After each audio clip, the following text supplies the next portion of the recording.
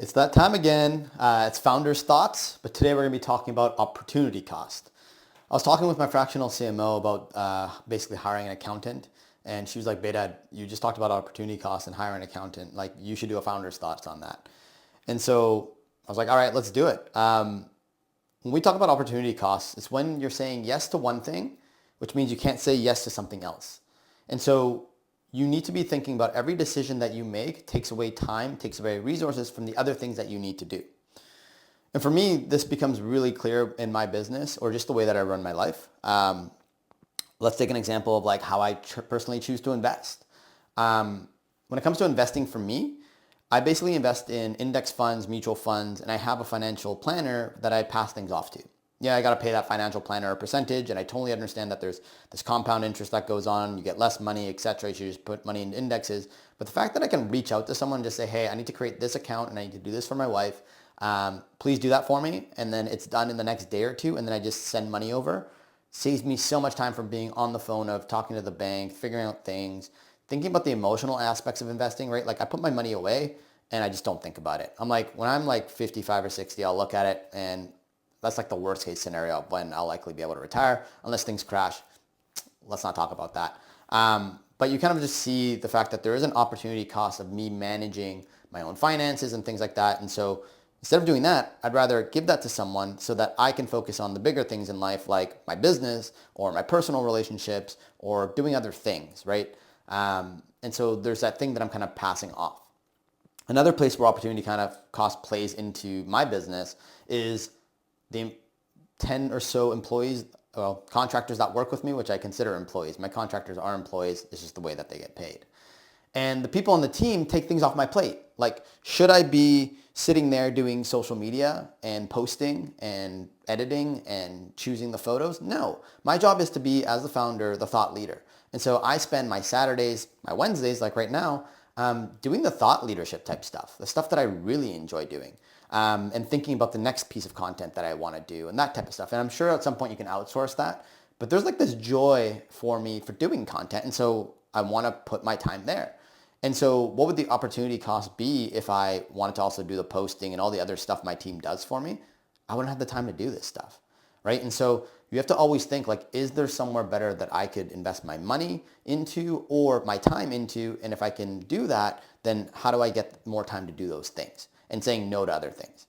I've gotten to the point where I start saying no to customers because I'm like, look, you're not set in a position where I can potentially help you to move forward. One, because we're going to spend a lot of time vetting and finding these different partners, but then you're not in the right space, whether it's business size or what you're trying to do to actually get to where you want to be. And so it's not the right use of my time versus where I get a customer that comes in, I'm like, you're a perfect fit because you are scaling, you're looking for the right partners to put into place, you understand how marketing works. And so there's an opportunity cost to saying yes to things. The other thing that I kind of don't realize is when I talk to, for example, customers that come to me, and I'll share my accounting example in a second, but they come to me and they say, well, we're looking for an agency. We're talking to 3 to 5. How did you find those people? They basically talked to other business owners and got recommendations, but the other business owners are not in their niche. They have not vetted those agencies. Maybe they use them for their own service and they're good for a specific piece. Or even businesses don't really know how good a marketing partner can be. And so they just settle with average, not knowing that they've settled with average. They don't have the amount of agencies that I've talked to understand who's average and who's outside the box. And so when I talk to a customer and that goes, oh yeah, we just want to move quickly and we don't want to use your service, it makes no sense to me. Like it's so interesting that it's like, hey, I've talked to 833 different marketing agencies and partners. If you have 3 to 5 and you've chosen one, wouldn't you want to talk to 3 partners that I would recommend because I've talked to over 800 of them to figure out if the one that you have is already really good? Or if they're not, maybe you find a better partner. It's like you're winning in both scenarios. You're finding out the opportunity cost of, hey, every single time you hire a partner that's not a fit for your business, one, you spent time ramping them up, you spent money with them, and the money might just be wasted. You basically have to now deal with this stress of, I don't have a right partner in place. We have to have that conversation of letting them go, and then I have to go through this whole process again. Man, that's a lot of time and a lot of resources wasted. And sometimes it takes over 2 years for someone to find one partner that they like. And you'll see in these like reviews that I have or testimonies that I have with my customers, they go through 3 to 5 different partners each time they're trying to hire one type of agency. And typically a business needs 2 to 5 different agencies. So if you can do the basic math, there is a lot of time wasted in just trying to find the right marketing partners. And this happens for the rest of your business too. And so why wouldn't you want to be saving on those opportunity costs? It just doesn't make sense to me. And I'll share like a personal example. For example, I have an accounting firm that I hired last year, right? Like initially when the business started, my dad was doing my accounting. My business got to a point where he's like, maybe you should get another accountant to do these things.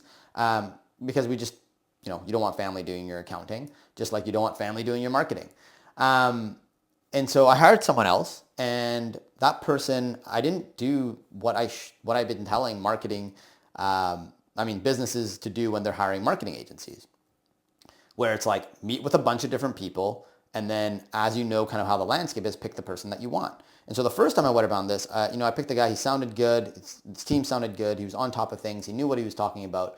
But ultimately, the service was not good. I didn't get reports on time. I didn't get the lay of the land. I mean, I pay taxes and stuff, but like at the end of the day, like I have to have someone review things. And I remember like there was nights where I would literally go to bed and be like, I don't know if I'm going to file my accounting on time because he's going through stuff, right? So thinking about that, I was like, man, that is so much stress, right? And finally we parted ways, and I went through the process again. I was not going to make the same mistake twice, right? Like I know at the end of the day, like accounting businesses, just like marketing businesses, are growing businesses as well. And so I talked to about 15 to 20 different accountants, bookkeepers, getting a lay of the land. How much do you charge? What do you give for your service? All that different type of stuff. So I could be like apples to apples. And I feel that I picked a partner that should be good based on, talking to over 15 different people. And I did my due diligence this time, right? I'm not going with a small accounting firm. I'm going with an accounting firm that has a process and has a system and has multiple team members doing different things and is looking at my stuff. And so that's the same thing, and that's the same approach that I'm going to be taking in everything that I do, because there's an opportunity cost to hiring the wrong partners. And it's not just financial and just time-wise. It's brain space, it's stress, it's emotions, and all those things matter. And the more that I've kind of going through thinking about opportunity cost and just business in general, the more I realize how valuable my service is when it comes to finding the right marketing partners. Because if you have to hire for a website partner, for example, you want to hit that the first time so you don't have to redo it in a year because you didn't get your messaging down, you didn't get your branding strategy down. Or when you're hiring for SEO, for example, like you build an entire SEO plan and then you go through it, you spend a year of money into it, and you're all of a sudden like, oh, we're targeting the wrong keywords.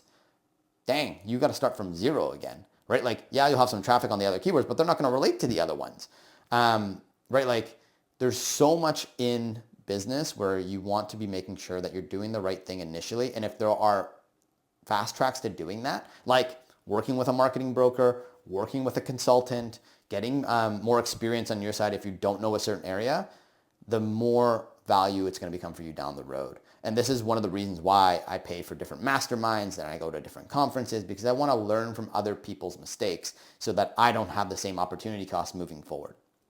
Anyways, I thought that would be kind of an interesting topic to talk about, and I hope you found it valuable. Would love your thoughts around opportunity cost or different ways that you make decisions in business to help with opportunity cost.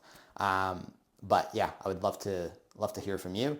Let me know if there's a topic you want me to talk about around business or just life in general, and I would love to probably even journal on it and then talk to you about it. Anyways, this is some of my favorite things to do, are Founders Thoughts, and I hope you enjoy them, and we'll connect soon.